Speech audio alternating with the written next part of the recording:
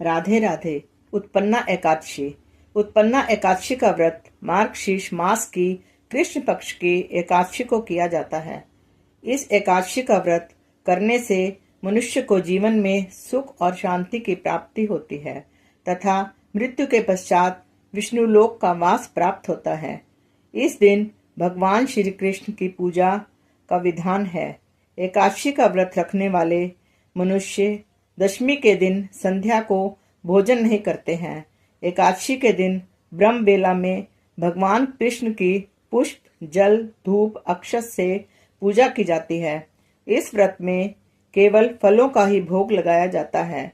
यह ब्रह्मा, विष्णु, महेश त्रिवेदों का संयुक्त अंश माना जाता है। यह अंश दत्तात्रेय के रूप में प्रकट हुआ था।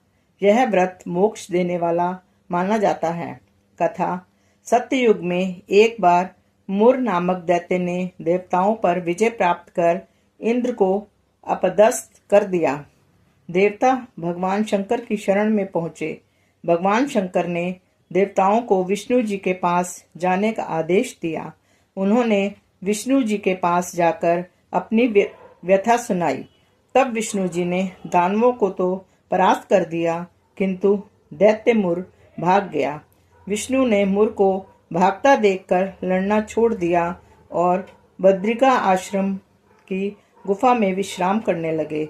मुर ने जब वहां पहुंचकर श्री विष्णु जी को मारना चाहा, इसी समय विष्णु जी के शरीर से एक कन्या की उत्पत्ति हुई, जिसने मुर का संहार कर दिया।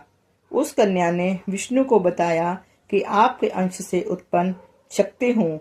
विष्णु जी ने प्रसन्न होकर उस कन्या को आशीर्वाद दिया कि तुम संसार में माया जाल में उलझे तथा मोह के कारण मुझसे विमुख प्राणियों को मुझ तक लाने में सक्षम होगी।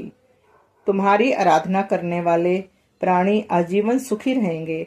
आगे यही कन्या एकादशी कहलाई।